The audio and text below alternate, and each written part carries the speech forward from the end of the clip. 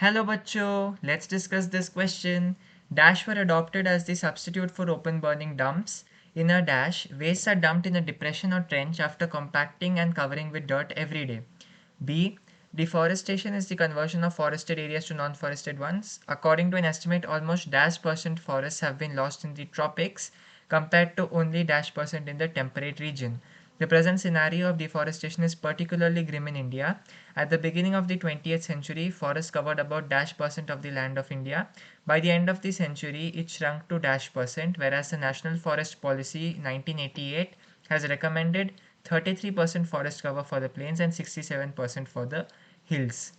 और हमें चार ऑप्शंस दिए गए हैं, हमें करेक्ट सेट को आइडेंटिफाई करना है। इस क्वेश्चन को सॉल्व करने का जो की कॉन्सेप्ट है वो है आपके म्युनिसिपल वेस्ट डिस्पोजन और डिफॉरेस्टेशन के बारे में है। तो चलिए हम दोनों स्टेटमेंट्स को वापस देखते हैं। दोनों के दोनों एक्चुअली एनसीईआरटी के ही स्टेटमेंट्स हैं। हमें बस फिल इन द ब्लैंक करना है कुछ डेटा और कुछ वर्ड्स से। तो जो पहला स्टेटमेंट है वो कहता है dash for adopted a substitute for open burning dump. सबसे पहले ओपन बर्निंग डम्प्स के साथ प्रॉब्लम क्या थी? ओपन बर्निंग डम्प्स एक्चुअली बन गई थी एक large breeding ground for rats, और ये क्या हो गया, इसके कारण बहुत सारे डिजीजेस स्प्रेड करने लगे। आपको पता है कि रैट्स एक बहुत ही बुरे पेस्ट होते हैं, उनसे मैनी डिजीजेस स्प्रेड होने लगी।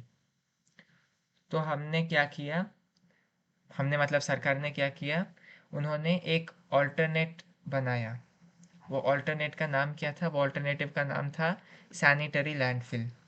इस सैनिटरी लैंडफिल में क्या होता है? सैनिटरी लैंडफिल में जो वेस्ट है उसको कॉम्पैक्ट किया जाता है और फिर उसको बरी किया जाता है एक डिप्रेशन या ट्रेंच में। कॉम्पैक्शन किया जाता है पहले, इसका कॉम्पैक्शन के बाद उसे बरी किया जाता है। जब उसको बरी किया जाता है तब उसमें जो बायोडिग्रेडेबल मटेरियल्स है वो ब्रेक डाउन हो जाते हैं और जो बाकी मटेरियल्स है वो वैसे के वैसे ही रह जाते हैं। तो जो हमें जो सब्स्टिट्यूट मिला था वो था सैनिटरी लैंडफिल्स। Sanitary landfills. और दूसरा जो ब्लैंक है वो भी सैनिटरी लैंडफिल ही होगा। अब यदि हम देखें तो बी स्टेटमेंट में ज़्यादातर डेटा बेस्ड ब्लैंक्स हैं। Deforestation is the conversion of forested areas to non forested ones. According to an estimate 40% tropics में फॉरेस्ट का लॉस हुआ है। ट्रॉपिकल फॉरेस्ट लॉस्ट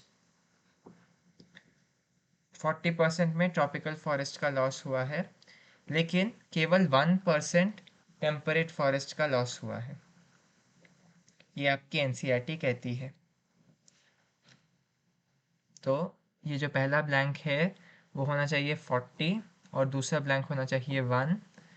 और present scenario of deforestation is grim in India. At the beginning of 20th century forest covered about 30% of land of India.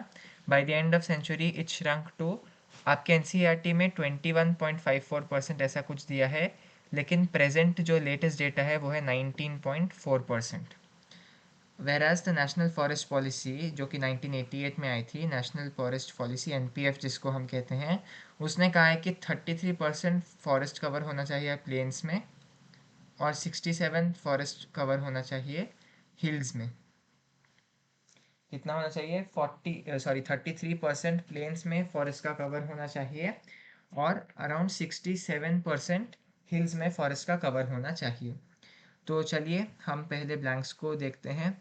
पहला और दूसरा तो sanitary landfill होगा, तो यहाँ पर हम तीसरे ऑप्शन को डायरेक्टली एलिमिनेट कर सकते हैं क्योंकि यहाँ पर सैनिटरी रोड फिल कहा गया है। अभी यदि हम बी स्टेटमेंट को देखें तो पहले 40% होना चाहिए, तो यहाँ पर बी ऑप्शन में 20 है, ये गलत हो गया। और फिर दूसरे ब्लैंक में 1% होगा, तीसरे ब्लैंक में 30% होगा और चौथे ब्लैंक में 19.4। अच्छा, इधर हमने नहीं देखा, यहाँ पर ए सैनिटरी रोड फिल दिया गया है तो ये भी एलिमिनेट हो गया। So the correct option to this question is option A.